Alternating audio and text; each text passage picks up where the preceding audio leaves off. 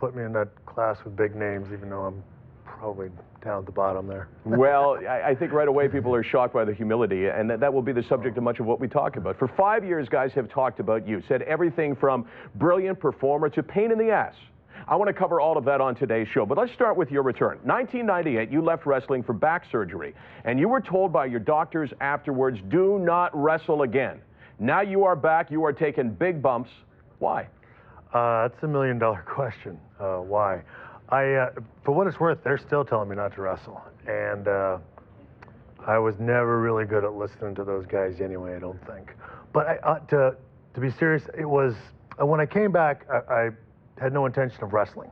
I was just coming back to play a small role, supportive role on TV, and on Raw, my buddy Kevin Nash went out and wrestled, blew his quad out and went down, and the next day I was on the plane, and for the first time since I'd been back, I hadn't been back that long, but nothing creative had really been coming to me, and all these ideas started coming into my head, and I'm at a point in my life now when those type of things happen, I try not to react. I try not to make decisions based on emotion anymore in my life, and so I sat there and I thought about it, I prayed about it, I meditated about it, and all of a sudden, these creative ideas started involving me in a wrestling situation.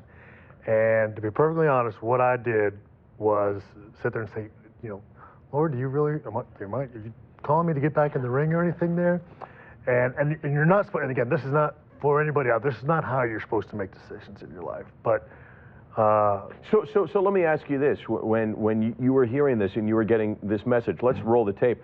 Is this what you were hearing as a viable suggestion for a guy, take a look right there over your left shoulder, for a guy with a bad back? I mean, I cannot believe that anyone was advising you, hey, you know what, go out and do that. That's what I'm saying, don't let me put the heat on the Lord, it wasn't his fault, believe me.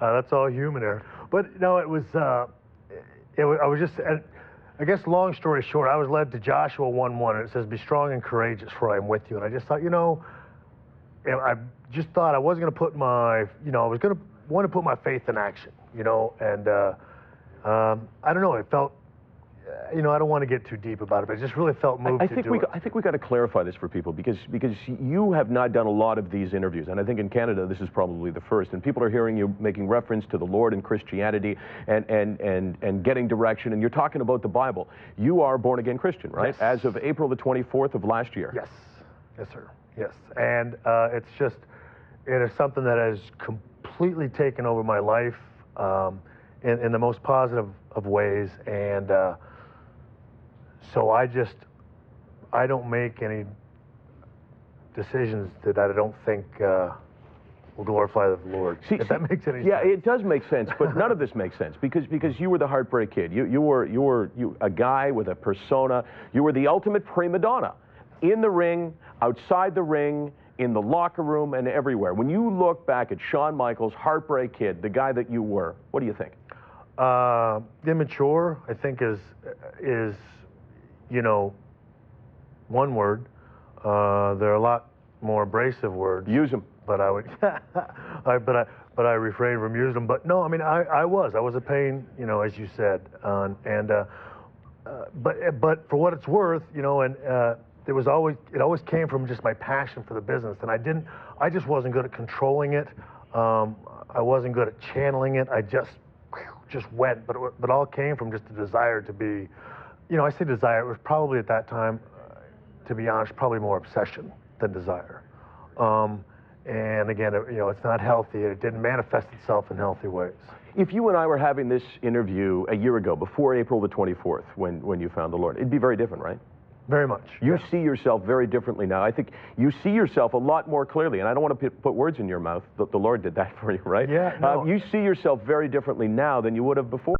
Yeah, well, I do, and I do think it, and it isn't me. It's nothing that I have done, with the exception of saying, Jesus, take over my life, because I've made a mess of it. So can you take it from here? What are you ashamed of that you did? And I didn't plan on asking that question, but as you look back, I'm thinking that there's stuff in your mind that you don't like about you.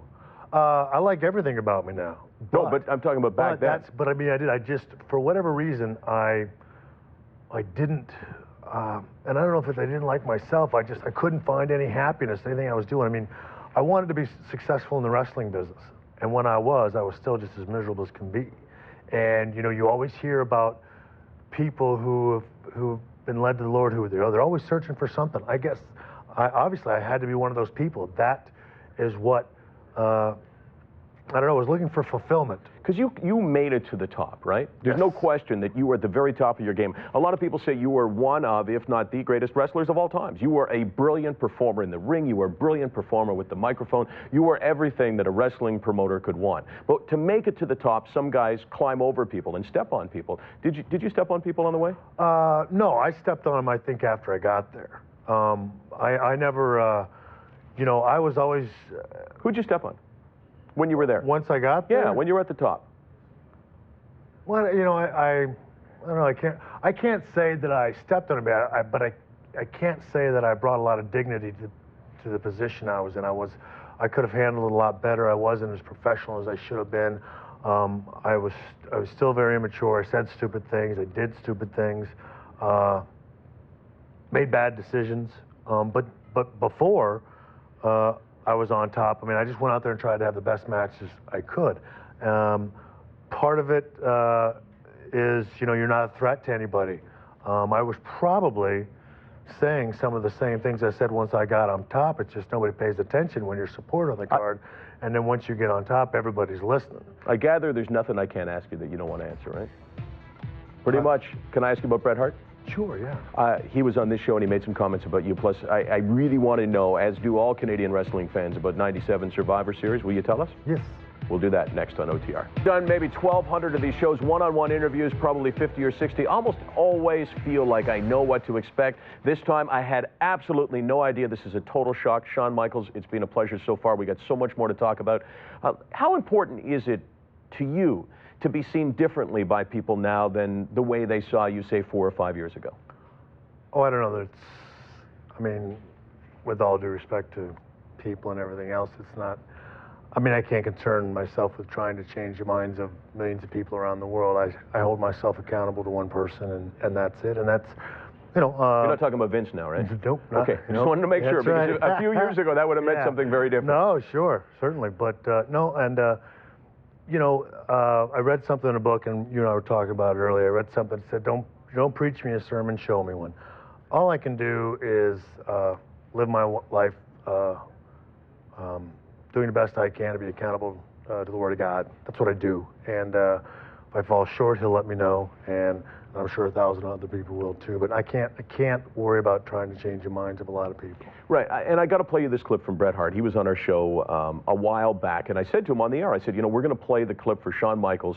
So I asked him what he thought of Shawn Michaels right now. Take a look, and then I want your comment. I'd say he was a two-faced, lying chicken shit. And I'm probably being nice to him.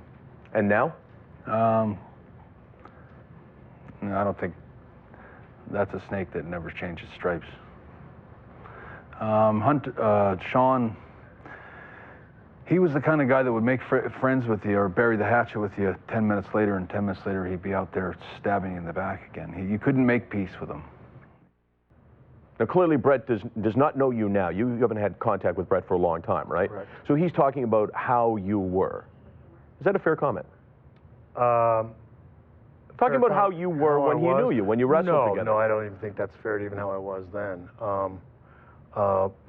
It would be a little tough to say I was the kind of guy that, I mean, we obviously never buried the hatchet with one another, and each time we tried, one of us. You know, the thing is, I think the difference between Bret and I is that I'm willing to take responsibility for my part of it, and have asked for, you know, I've said that I was sorry, and have asked for forgiveness, and have forgiven my part of it. I've taken responsibility for my part of it. But that's always a two-way street, and I can't control. Bret certainly has a right to his opinion, but I can't, you know, I can't make up Bret Hart's mind for him. And as I say, he is entitled to his opinion. But no, I mean, it's, I don't even think that's a fair comment even back then. I might have been a little difficult, but I would say that's even a little snug for describing me back then. I would like to at least attempt to put this to rest. 1997 Survivor Series, the most famous wrestling match, one of the most in history. It was the departure of Bret Hart. You talked about this a little bit on Confidential, a WWE show, and wrestling fans across this country have put it to me to put it to you and ask, what happened on that night in Montreal? How much did you know about Vince McMahon's plan? I knew everything. I knew everything. I was told by Vince that this is what they had planned, and I was told not to say anything. You know, it was his decision not to say anything, and even after the fact, to deny it. So that's what I did. Years later, they came down to do the show and the Confidential show, and I mentioned to the girl, I said, you know, a lot has changed for me in the last several months at the time that they did the interview. And I said, you know, I said, I don't do an interview anywhere without being asked about what happened in Montreal. I said, I can't, you know, I need to tell the truth. And this girl hadn't been with the company that long. So she said, well, okay, I don't know what the situation is. So I made a call to Vince to try to tell him that I was going to, you know, wanted to tell the truth. Couldn't get a hold of him, so I said, well, I'm going to tell the truth, and you guys can choose to play it or not. And I said on the show that I knew, and I did, and there's, that's it. I knew that it was going to happen. Let me ask you this. The person that you are now, and the way your values have changed, and the way your life has changed, if you were presented with that same scenario exactly, Bret Hart in Montreal, great champion, and Vince wanting to change things underneath his nose, would you have gone along with it? You know, I don't know. But, you know, what I think about is this. I would probably still have done it. Very simple. And people say, oh, you know, the Bible says this, and that is you submit to authority. Your authority above you, that is your boss. You do your job if he asks you to do it. And that's what I did then. My boss asked me to do a job, and I went out there and did it. It's unfortunate that I don't know if you know the Teflon Don. Of course. And Sammy the Bull Gravano. The Don always made the rules, but it was Sammy Gravano who had to go out and pull the trigger. And I was the guy that got to go out and pull the trigger. And you know, I'm not proud of it, but at the same time, I don't let it define my career. And I don't think anybody does. It was one incident in my career of over 18 years, and it happened. But there's still one guy, the same guy, that had 100% control over that to make that outcome different, and he chose not to, and that's Bret Hart. He simply could have done what all of us are supposed to do, and that's do what our boss tells us to do. When you look back at your career, because I've heard this from guys who wrestled with you, that you weren't the best over the course of your career of doing what the boss was telling you to do when it meant humbling yourself in the ring. I was not. You were not the best. Was not the best? Yeah. No, that's not true. I fought him tooth and nail on everything, but ultimately I always said, if you tell me you want it done, I'll do it. But you would rather have turned in the title than lose it in the ring, right? No, that's one of those things that you've never heard Vince McMahon say that. Nope. You know, you'll hear, you know, the guys, you know, again, like I know you're referring to Bret saying, well, Shawn didn't want to do this. The only person that has ever said that is Bret Hart. You get Vince McMahon on here and you say, did you ever tell Shawn to do a job for Bret Hart? He asked, do I want to work with him? And I said, no. I said, the guy has not been supportive of me since I've been champion. Shawn Michaels, I got to ask you about a guy who has supported you, Triple H. We'll do that next on OTR. An amazing show with Shawn Michaels. You were part of a group called The Click, right? You guys still all friends? Scott Hall, Kevin Nash, Triple H? Yes, yeah. I mean, obviously we're not all in the same company or anything anymore, but no, we still talk. Obviously, I mean, I see Hunter every Monday, talk with him a little bit. Kevin and I talk. I don't get to talk to Scott as much. But yeah, we all keep in touch. Is it hard to have really good friends? Not people that you hang out with and have a drink with, but really close friends in a world that sometimes you got to climb over or you've got to move in spite of somebody. I got to imagine wrestling's really tough like that. I've always heard it is. And when you do establish those friendships and you stick together, you get branded with a name, and then you all of a sudden get called out to be this huge influencer or whatever in wrestling. I mean, it's a very, again, it's a very amusing line of work when you think about it. We were all friends that just hung out, drove up and down the road together, used to talk about wrestling ideas, and then we'd come and tell Vince what we talked about in the car, and boy, before you knew it, we were the most powerful group in wrestling. You were all about wrestling, right? Like at one point, wrestling was defined you. You were a wrestler. That's what you did 24 hours a day. That's it, yes. You know, you look at a guy like Triple H, who you're close with and have been close with over the years. He is living it right now because he's involved in so many aspects of him. What advice would you give to Triple H? You know, it's hard for me to give any advice. I did the same thing. All I ever say is, you know, when you do get married and you have a family, put your focus on that. I mean, that's all I can really say. And you know, I really try to keep from. Of course, if he gets married, he's still going to be in wrestling, right? Yes, yeah. And again, I mean, I can't. You know, it's hard for me to offer advice into a situation I haven't been in. So, again, as I said, I try to keep from sitting there. You know, it used to drive me crazy when the old timers used to give you advice. Not give me advice, but you know, every time you know, is this blue? And then you get this, you know, 2.5-hour dissertation about how the color blue came about, and I just want to know, is it blue? What's the most events that you wrestled in a year? 289. Would you do that now? Because you have a young child and you say your values have changed. No, I wouldn't do 89. So you could never have if you would have been Shawn Michaels 20 years ago, the way you are right now, or 15 years ago, say, you would never have made it to the top, right? Because you would never have committed yourself 100% to this thing called wrestling. Well, you know, I don't know. I guess it would be, you know, I was pretty darn selfish 20 years ago, 15 years ago.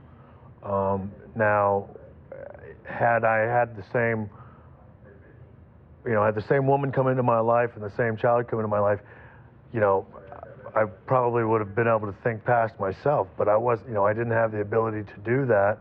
And you know, again, to me, you know, it's Jesus Christ that did it, and again, you know, Rebecca and my son played a huge role in that. On that note, we go to break. We're here with Shawn Michaels.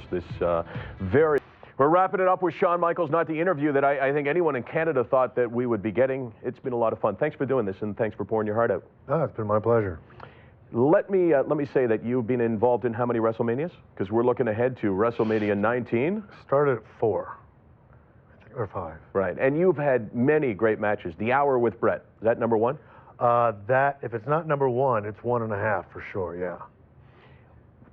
I just can't help but think of you and Bret and think that you guys missed out on something unbelievably special. Yeah, no, I mean, well, I mean, I think we capitalized on, you know, I don't know if it gets much better than the Hour, but no, I loved wrestling him. I really did. I could, you know, you could go out there and have a wrestling match with him. It was a sheer joy to be. You used to watch him backstage and say, that guy is unbelievable, didn't you? I used to say that I think I mean, I would like to get out there with him. And heck, he used to come back and say, you know, I see you being the guy eventually someday that's going to take my place. I feel a reunion show happening right here on Off the Record. It's the feel-good story of all time. I mean, I would do it, but until brother gets forgiveness in his heart, there's nothing Hold on. I can So do. you're saying you'd come on the show with Bret? Yeah. Okay. Well, that's the challenge for Bret right now. Let's see if he'll do that. Hey, Let me throw out some names. I'll sit here and say, Bret, forgive me, and let's move on. You know, I mean, I'm wearing a helmet for that one. And you know what? For what it's worth, unforgiveness doesn't make me suffer. It only makes him. He doesn't. You know, he still looks angry, and that isn't healthy. Let me throw out some names at you. Give me a 1 or 2 line answer. Ric Flair. The greatest. Woo! Oh, yeah, I think I'm his biggest fan. You wrestled him for 5 minutes in '92. Yeah, that was it. Would you want to wrestle him again? Yeah, I would. I would have loved to have, you know, when both of us were at our prime, which obviously couldn't happen. But yeah, no, I would. And he and I talk about it all the time. I'd love to get in the ring. Marty Jannetty. My buddy missed him. We've been playing phone tag for several months, just trying to get in touch with him, see how he's doing. Vader. Leon, a big cuddly bear. He's actually a pretty nifty guy. Sid Vicious. Sid, you know, I had good matches with Sid. Everybody found Sid difficult, but you know, he and I worked well together, I thought. Well, you know what? Last name, Curt Hennig. Curt, you know, I was just at his wake. Tragedy, very gifted guy, so much fun, but a huge loss to. Shawn, obviously I got to his cut you family. off, but thanks.